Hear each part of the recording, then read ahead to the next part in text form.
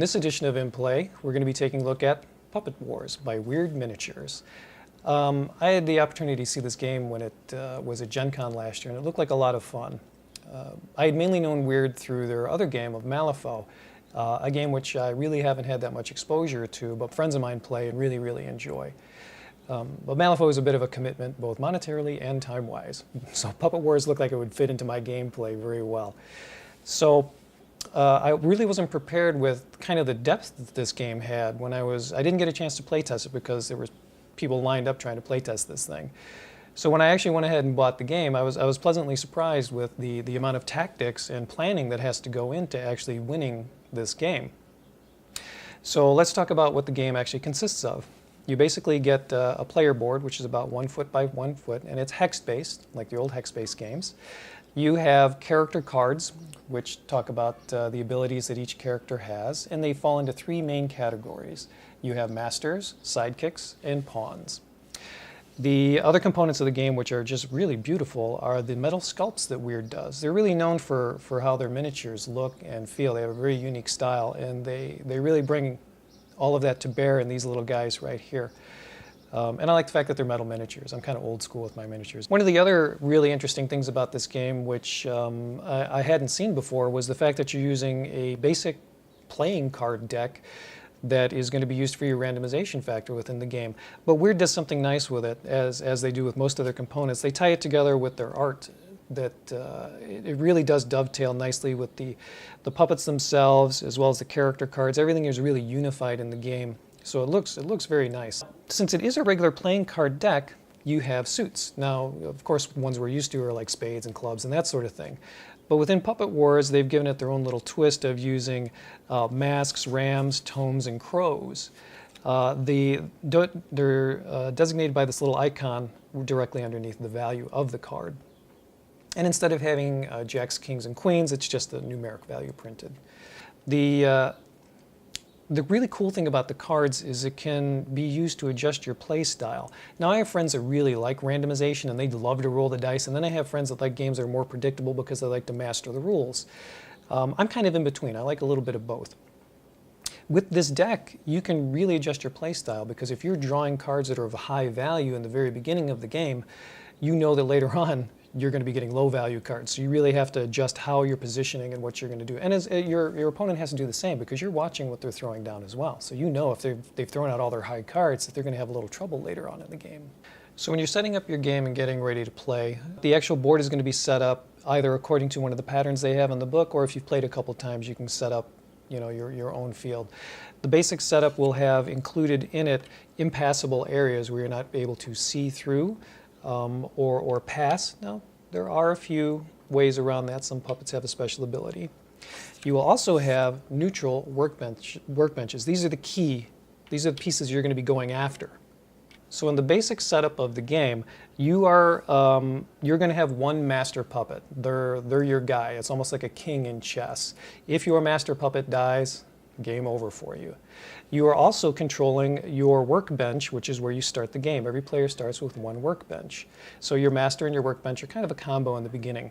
If you lose your workbench or workbenches, because you're going to be trying to take some or convert some during the game, if you lose all of your workbenches, you lose.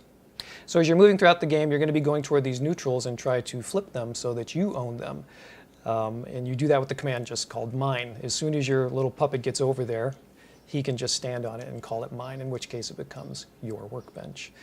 The other player would then be trying to take away your workbenches or flip the other neutrals. So a turn in Puppet Wars consists of 5 animation rounds. An animation round is basically each person that you're playing being able to field one of their puppets or do their actions and their movements, and then moving on to the next person. So it's a complete rotation between all the players before the next animation round begins. So let's take a look at one of the character cards themselves. I'm going to use Seamus, my master, because he's got a lot of stuff going on. It indicates that he is a master directly under his name, and others will say sidekick or pawn, so it's very easy to delineate who is who. The main value that you're going to be looking at is the animation value, which is this one right here, 3. He's relatively easy to animate. He doesn't require a suit or anything else. The second one is his defensive value. This would be the value that the opponent would have to overcome to actually inflict damage on him. the combat value, and then the upgrade value. Seamus could actually have 3 upgrades, which makes him pretty powerful. Now the key to the master is over here in the abilities. Seamus has a very unique ability where he can reduce the animation requirements of his puppets because he gets a -1 to crows. So if I had to animate something that required a crow in addition to the value, he would negate that. So I could animate any of my characters that have crows in them relatively easily. That's something to keep in mind when you're choosing your master. How do you want to trade off what your army is going to consist of? Because obviously you would like to have Seamus use a lot of crows, you would think. But each suit has their own special abilities that go along with it, and they have strengths and weaknesses. So you want to really think about your army and how you're going to set it up.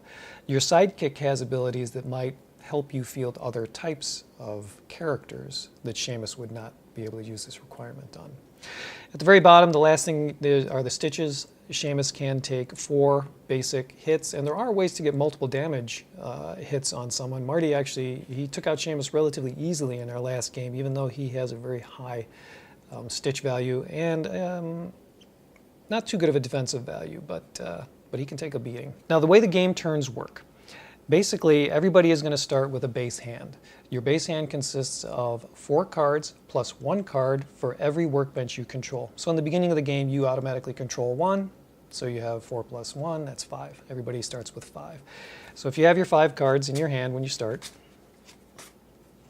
the turn order is determined by every player actually flipping a card, or I shouldn't say flipping, but drawing a card and placing it face down.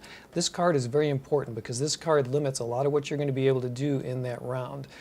If you want to go first, the lowest number is the one that goes first. So you look at your card, and if your card is relatively high and you want to go first, you can replace this card with a card of lower value. You would then discard this one. So when you flip your cards over, in this case, I have the 12 of crows. This number is basically what I'm going to be allowed to utilize to work with my army.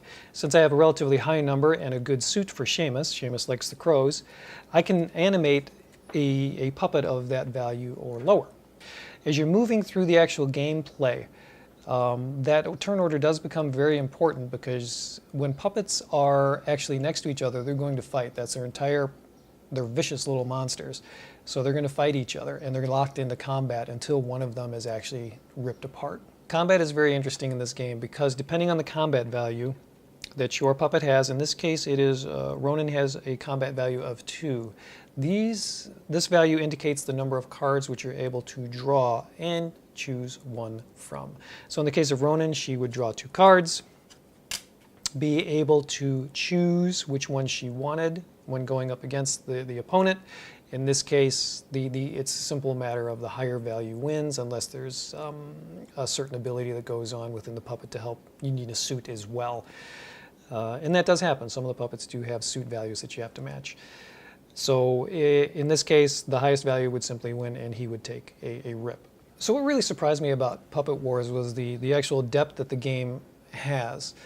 I was expecting something a little lighter and a little quicker to actually set up and play, and was pleasantly surprised by how complicated this game can get. It does have a chess-like feel, thus pawns that are going against each other and a master-like king situation. The game itself is not confined to the actual hex grid map. I was reading online that, and there's some addendums that allow rule adjustments for breaking this game out and playing it on something that has a square-based map or larger areas. So I like the fact that it is expandable. It also has already 4 expansion packs. The game starts with 2 players. You can expand it to 4 players by buying the expansion pack that has some extra masters and a couple extra decks. It then also has 3 pawn packs, which gives you more miniatures and more characters as well. So you can really start to have fun with your armies and build them out in different ways. And depending on how your group likes to play, that's always a good advantage. The card mechanic I thought was really, really interesting and fun to use as opposed to just a dice mechanic. The thing where I think Puppet Wars is kind of missing the mark is in the rules themselves and in the manual. Now I understand that when you're doing rules, you have to balance brevity to get the game going with enough detail to actually have the game experience good. And they do a fairly good job. I mean, the manual does break things out and it does explain things as well as it can. But there's some ambiguity built in, and there's some questions that came up during our game that we had to sit down and actually discuss. So if you plan on just opening this game and playing it in 15 minutes, there's a learning curve. You are going to spend a little time going through the rules, some of the rules, and seeing how they actually work in gameplay before it's clarified to you, and the game becomes smoother for you. So keep that in mind. You're not going to sit down and play this in 10 minutes. It's going to take a little bit of time and reading. The other thing that I think could be improved is the actual box that the game comes in. It's a beautiful box, the art is great, but the actual cardboard itself that it's made from is a little thin.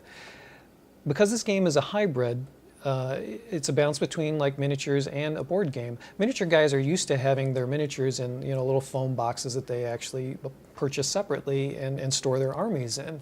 Board game guys are just used to having all their pieces in one box. So when you start to add components to the game, these metal miniatures are fairly heavy and the box will start to deteriorate relatively fast. So in future iterations, maybe a little thicker cardboard, or maybe marketing a Puppet Wars war chest, if you will. Something that would help you keep your game in good condition and protect your miniatures. So in short, Puppet Wars it's a good experience. It was actually kind of surprising in its depth and complexity, and I can see where you could have a lot of fun with it. If you have time or inclination, I would definitely try this game out. You might like it.